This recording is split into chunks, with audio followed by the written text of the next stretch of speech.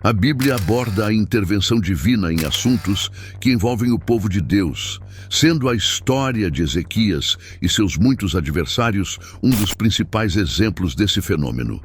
Ezequias destacou-se como um líder que contrastava com seu pai Acás, conhecido por sua má conduta. Durante o reinado de Ezequias, ele recebeu a rara honra de agir corretamente perante o Senhor, seguindo os passos de seu antecessor Davi. Esse acontecimento ocorreu no 3º ano de seu reinado. Ezequias, filho de Acás, ascendeu ao trono de Judá aos 25 anos e governou em Jerusalém por 29 anos. A trajetória de Ezequias foi marcada por suas ações justas diante do Senhor, conforme registrado em 2 Reis 18, 1-3, seguindo o exemplo de seu pai Davi. Ezequias se destacou como um dos raros monarcas que aboliram os lugares elevados de culto. Além disso, ele demoliu a estátua de Axera, uma divindade idolatrada. Surpreendentemente, Ezequias destruiu a serpente de bronze chamada Neustã, que havia sido criada por Moisés séculos antes. Conforme registrado em Números 21, 1-6, durante a jornada dos israelitas no deserto, frequentemente se esqueciam do Senhor, resultando em murmurações. Como resposta, o Senhor enviou serpentes para discipliná-los e recordá-los de sua presença. Muitas pessoas foram mordidas e morreram. Posteriormente, em Números 21, 8-9, Deus instruiu Moisés a fazer uma serpente de bronze e colocá-la em um poste. Qualquer pessoa mordida precisava apenas olhar para ela para ser curada. Infelizmente, esse objeto, originalmente usado por Deus para libertar seu povo, acabou se tornando objeto de adoração, perdendo seu propósito inicial. Ezequias se destacou como rei de Judá, superando outros monarcas ao obedecer rigorosamente aos mandamentos de Deus, conforme registrado em 2 Reis 18, 4-5. Ele eliminou os locais de adoração pagã, destruiu imagens de ídolos e cortou axerins.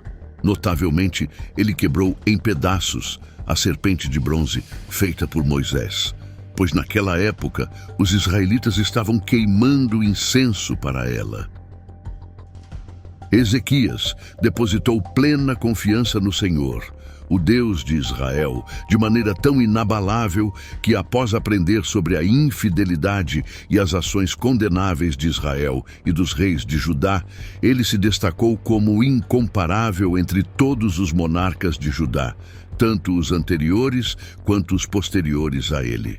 O rei Ezequias prosperou em todos os seus empreendimentos, pois o Senhor estava ao seu lado.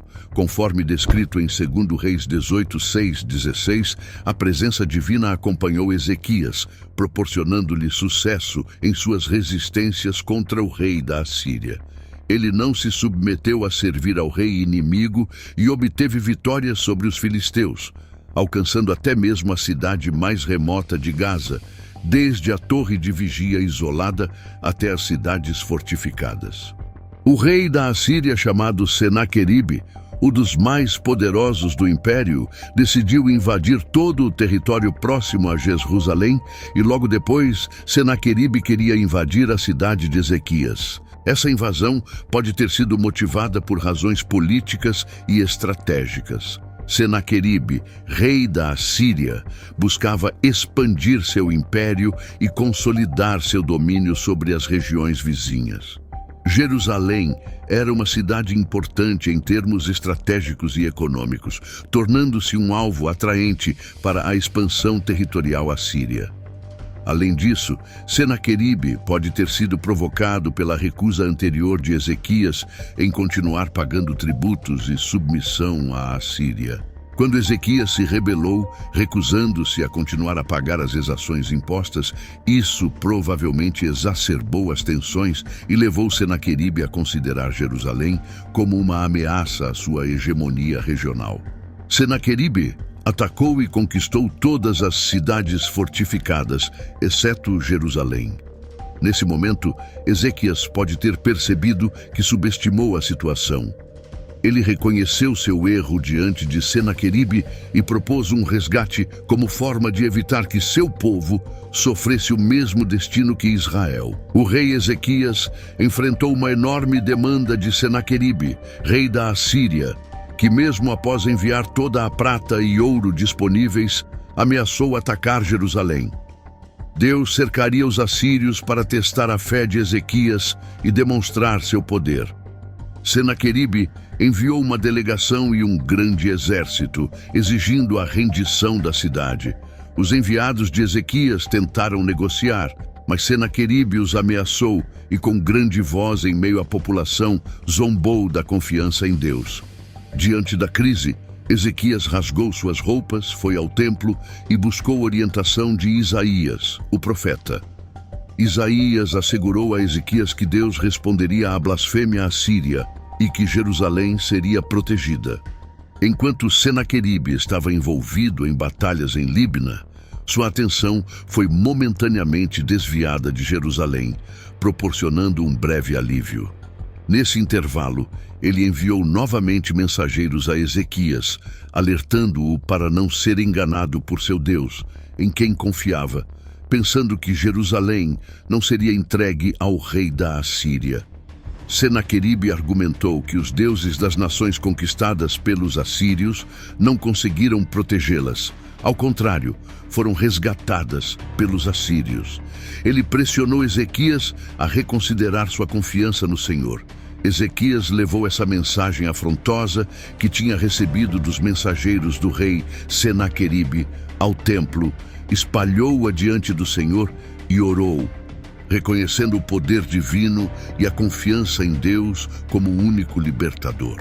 A mensagem foi vista por Ezequias como um ataque ao caráter de Deus, e ele implorou a Deus para justificar a si mesmo e a seu povo.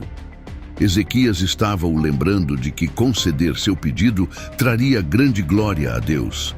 Esta oração serve como lema para os crentes que estão em perigo. Em 2 Reis 19, 20 a 28, Isaías, filho de Amós, enviou uma mensagem a Ezequias dizendo: Assim diz o Senhor, o Deus de Israel, ouvi sua oração a respeito de Senaqueribe, rei da Assíria. Durante a noite, um anjo do Senhor ataca o acampamento assírio, e na manhã seguinte, o exército assírio acorda e encontra cerca de 185.000 soldados assírios mortos. Essa passagem é encontrada em 2 Reis 19:35 e Isaías 37:36. Senaqueribe é forçado a recuar para Nínive, sua capital. Certo dia, enquanto Senaqueribe adorava em seu templo em Nínive, 2 de seus filhos o assassinam, cumprindo assim a profecia de Isaías, que anunciara que Senaqueribe não veria Jerusalém, nem mesmo lançaria uma flecha contra ela. A batalha de Ezequias contra Senaqueribe é frequentemente destacada como um exemplo de confiança em Deus e da intervenção divina na história do povo de Judá. A história também ressalta a importância da fé e da dependência de Deus em momentos de crise.